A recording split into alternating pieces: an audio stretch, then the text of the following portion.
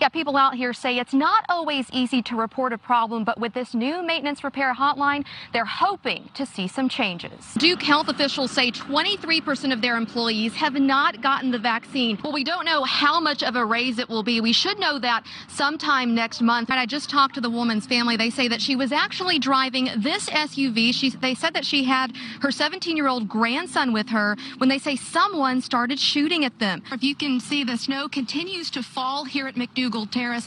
It is not sticking to the pavement, which is a good thing, but it is covering the grass. If you'll take a look, it's a very slushy type of snow. It's covering the tops of the vehicles as well as the tops of the roofs of the apartment complex. This is what kids can expect when they get here. If you'll take a look, you can see they have markers here on the sidewalk. These markers are 6 feet apart. Now, this will keep them 6 feet apart as they wait in line to go get screened inside. This is the home where that family lives, but that gunfire actually came from the street behind the family's home. Now, that's how far those bullets traveled. Yeah, definitely a lot of energy. Let's step inside and see what's going on. Take a look. They've already got the 2020 decorations up. You can hear that music bumping. Well, we know that 7 children were transported to the hospital just as a precaution. Yes, we just got here a few minutes ago. We're right here where it happened. If you'll take a look here, you can see that is the vehicle that crashed into the playground here at Northside Elementary in Chapel Hill. Several windows were broken here at this business. If you'll take a look, you can see they've all been boarded up. Now, while her daughter was able to get treatment that day,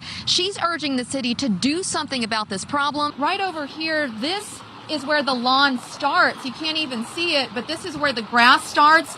You can just see how high the water has come. Most of the gas stations we've seen are out of gas. I'm at one of those gas stations right now. If you'll take a look here at this pump, every single pump is out of gas. They're currently out of all grades of gas. This gas station actually ran out of gas in the middle of the day yesterday. I just went inside to find out when they're going to be able to get more gas. They said they don't know when. They're still waiting to find out. This is something we're seeing all over the Triangle today. I spoke with the governor earlier. He says that they are taking steps to try to get gas into the state as quickly as possible. But for now, the governor is urging everyone to not get gas unless you absolutely have to. Stray bullets from shootings in Durham are impacting innocent families on nearly a daily basis. Tonight, CBS 17's Crystal Price investigates where some of these bullets have landed and the message victims have for city leaders. I've lived in Durham. I've never seen it this bad. This is really bad. Judy Edwards says it's not unusual to hear gunfire at her apartment complex. That's just right across from the Durham Police Department. When I saw the police department across the street, I said, oh, wow, we're going to be safe, son. Wow, that was not true. As it was one night last September when she came home to find this. I saw a hole in my curtain, and I pulled it back. And I said, oh, my God, somebody shot in my window. A stray bullet had flown into her bedroom window right over her bed. And I was shocked, just right across the police department. I don't know where does that happen. The officer said, you're lucky, because if you was here, you'd probably been dead.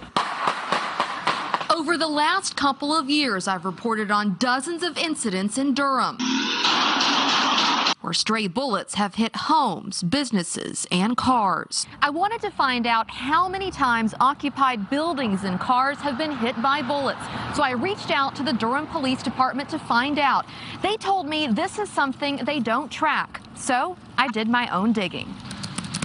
Using a spreadsheet of shooting events provided by the Durham Police Department, I used those case numbers and looked up every single report of vandalism involving a shooting from 2020 through September 2021 on the city's open data website. I printed out and reviewed every report. Some of the places hit by bullets: a doctor's office, a food bank, and a youth career center. In the heart of downtown Durham, bullets also hit a luxury apartment, a new office building, and even the Durham Police Department's headquarters was hit by a bullet last September, costing the police department $4,000 in damage.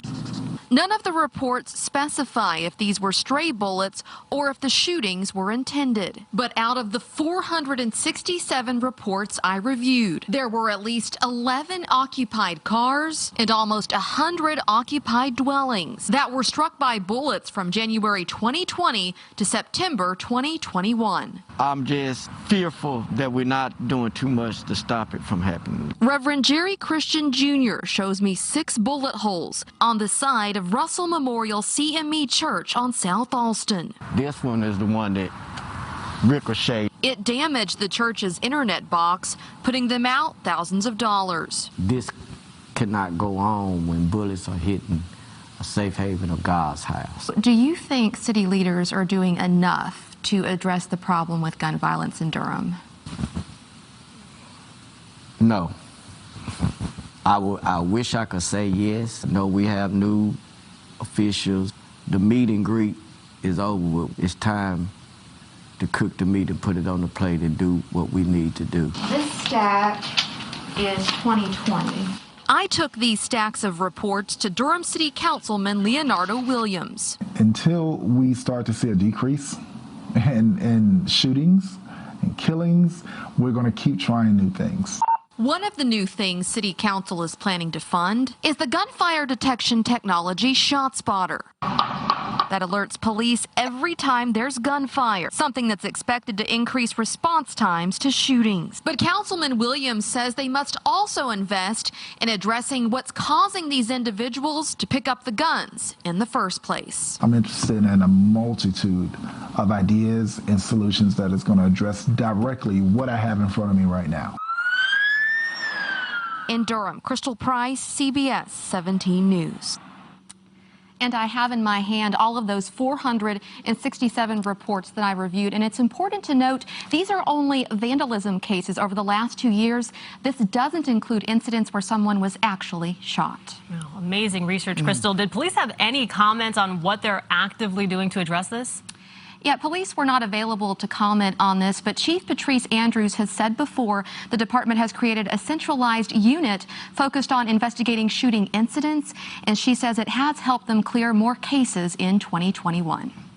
That is some terrific reporting and also so disturbing at the same time. 97 occupied dwellings. It's incredible. Wow. Crystal, thank you. These bullets and what they can do to the bodies today is just, it wreaks havoc. Well, it hurts, but I'm getting through it. I'm pushing through the pain.